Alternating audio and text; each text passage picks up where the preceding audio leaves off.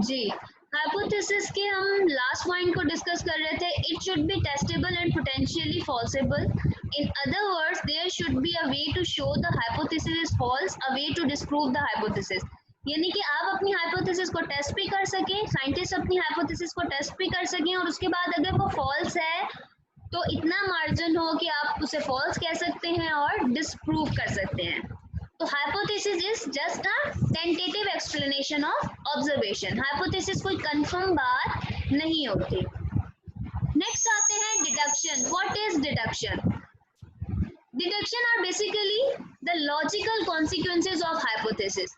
यानी कि आपने कोई एक्सपेक्टेड रिजल्ट बता देना है, हाइपोथेसिस से रिलेटेड साइंटिस्ट ने, पर्सन ने कोई रिजल्ट डिडक्ट कर लेना है, टेकिन एज ट्रू और एक्सपेक्टेड रिजल्ट। या वो रिजल्ट ट्रू भी हो सकता है या वो कोई एक्सपेक्टेड बात हो सकती है।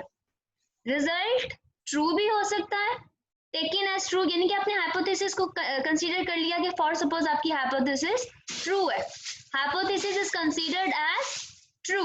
अगर हाइपोथेसिस ट्रू कंसीडर हो गई है तो आपने कोई, ये साइंटिस्ट ने, बायोलॉजिस्ट ने एक्सपेक्टेड रिजल्ट्स डिडक्ट कर लिए हैं। एक्सपेक्टेड रिजल्ट्स की deduction is basically the next step of biological method. Deduction from a hypothesis, expected result की डिडक्शन हाइपोथेसिस के थ्रू की जाए उसे कहा जाता है डिडक्शन।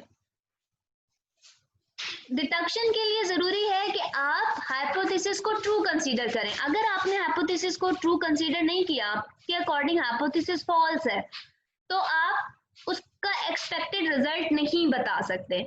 जब आप ट्रू कंसीडर कर लेंगे हाइपोथेसिस को, hypothesis is taken as true, then deduction draw हो जाएगी। इट मींस एक्सपेक्टेड रिजल्ट आपने ड्रॉ कर लिया। फॉर एग्जांपल, अगर एक साइंटिस्ट ने एक्सपेरिमेंट किया और उसने कहा कि प्लांट के सेल्स में न्यूक्लियस होता है, अब वो साइंटिस्ट प्लांट के हर सेल को तो नहीं टेस्ट करेगा, एक सेल ले लिया, 2 सेल ले लेगा, 3 सेल टेस्ट कर लेगा।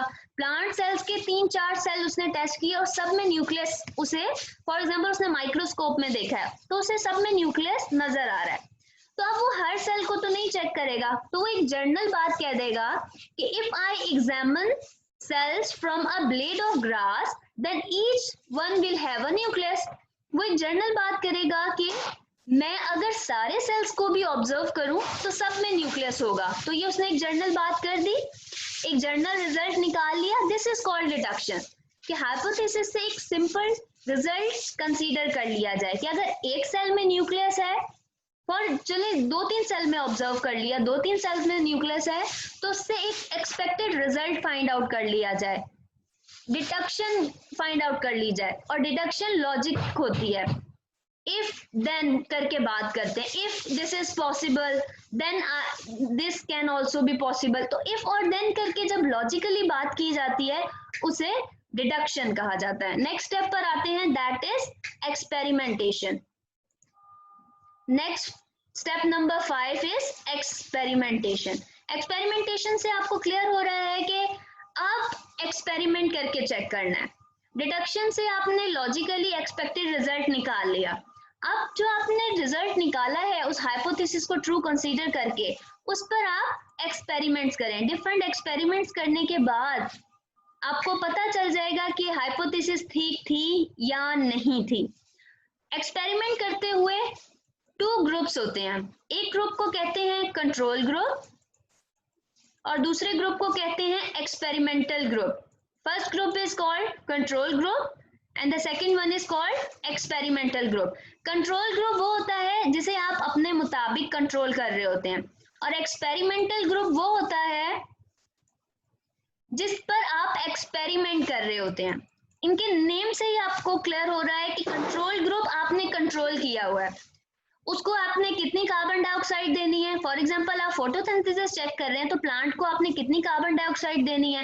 एक्सपेरिमेंटल ग्रुप को आपने कार्बन डाइऑक्साइड कम देनी है, क्वांटिटी कम करनी है या देनी ही नहीं है, आप पर डिपेंड करता है। कंट्रोल ग्रुप वो है जो आपने कंट्रोल किया हुआ है, अपने अकॉर्डिंग कंट्रोल किया हुआ। और एक्सपेरिमेंटल ग्रुप वो है जिसे आप एक्सपेरिमेंट करते हैं कुछ चेंजेस करके। तो step number 5 in a biological method में आप एक्सपेरिमेंट्स करते हैं और एक्सपेरिमेंट करके हाइपोथेसिस ट्रू है या फॉल्स है ये चेक करते हैं। ट्रू ग्रुप्स होते हैं एक्सपेरिमेंट में, control group and the second one is experimental group. अब आप इस कॉलम को अगर रीड करते हैं, कंट्रोल ग्रुप की बात कर रहे हैं और एक्सपेरिमेंटल ग्रुप की, फॉर एग्जांपल कार्बन डाइऑक्साइड आपने कंट्रोल ग्रुप में ठीक से दी है, अपने मुताबिक दी है जितनी आप देना चाहते थे, जिसमें अच्छे से प्रॉपरली फोटोसिंथेसिस का प्रोसेस हो जाए। लेकिन जो आपने एक्सपेरिमेंटल ग्रुप लिया उसमें आपने कार्बन डाइऑक्साइड नहीं दी। तो जब कार्बन डाइऑक्साइड एक्सपेरिमेंटल ग्रुप को नहीं मिलेगी तो फोटोसिंथेसिस का प्रोसेस नहीं होगा, फोटोसिंथेसिस का प्रोसेस नहीं होगा एक्सपेरिमेंटल ग्रुप में।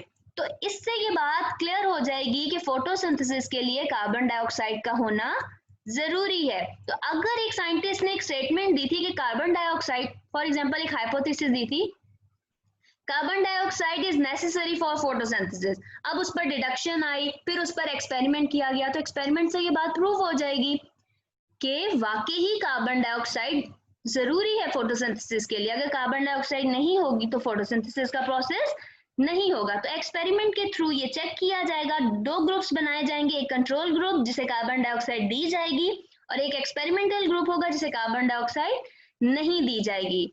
जिस कंट्रोल ग्रुप को कार्बन डाइऑक्साइड दी जाएगी उस ग्रुप में फोटोसिंथेसिस हो जाएगी, और जो ग्रुप यानी कि एक्सपेरिमेंटल ग्रुप जिसमें कार्बन डाइऑक्साइड अवेलेबल नहीं होगी उस ग्रुप में कार्बन डाइऑक्साइड का प्रोसेस नहीं होगा। तो एक्सपेरिमेंट करने के बाद आता है next step, summarization of result.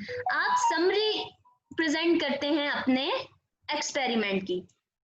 वो एक डाटा होता है, एक प्रॉपर डाटा होता है जो आपने एक्सपेरिमेंट से लिया। अब एक्सपेरिमेंट एक दफा नहीं किया जाता, एक एक्सपेरिमेंट को क्वांटिटीज वेरिएबल्स चेंज करके बहुत दफा किया जाता है, कभी टेम्परेचर चेंज करके, कभी प्रेशर चेंज करके, कभी वाटर की क्वांटिटी चेंज करके, कभी मीडियम चेंज करके, कभी पीएच चेंज करके, डिफरेंट फैक्टर्स को चेंज करके एक्सपेरिमेंट होते हैं। तो उससे जो डाटा कलेक्ट होता है उसके अकॉर्डिंग समराइजेशन ऑफ रिजल्ट होती है। इन अ लास्ट स्टेप जब रिजल्ट को समराइज कर लिया तो अब रिजल्ट को रिपोर्ट भी करना है। रिपोर्ट करने का मतलब है आपने उसे, साइंटिस्ट ने, बायोलॉजिस्ट ने, आपने उसे किसी जर्नल में पब्लिश करवाना है, किसी बुक में पब्लिश कराना है कि आपने ये एक्सपेरिमेंट किया था, आपकी ये ऑब्जर्वेशन थी, आपका ये डाटा है। अब इन द लास्ट आप अपना पेपर, आप अपना रिजल्ट कहीं रिपोर्ट तो करवाएंगे। ऐसा तो नहीं एक्सपेरिमेंट करके छोड़ देंगे। दूसरों को कैसे पता चलेगा, बाकी साइंटिस्ट को, बाकी बायोलॉजिस्ट को कैसे पता चलेगा कि आपने ये एक्सपेरिमेंट किया है?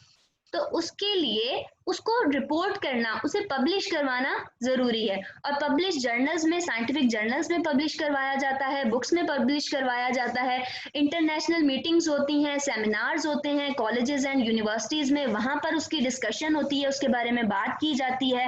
और अब के जो साइंटिफिक मेथड के थ्रू आपने जो एक पूरा प्रोसेस किया है उसको पब्लिश करवाया जाता है, उसको रिपोर्ट करवाया जाता है, ताकि बाकी जो लोग हैं उन्हें नॉलेज मिले। और अगर आपकी ऑब्जर्वेशन में या आपकी रिजल्ट में उन्हें कोई प्रॉब्लम नजर आती है तो वो फर्दर एक्सपेरिमेंट करें और फर्दर चीजें प्रूव करें।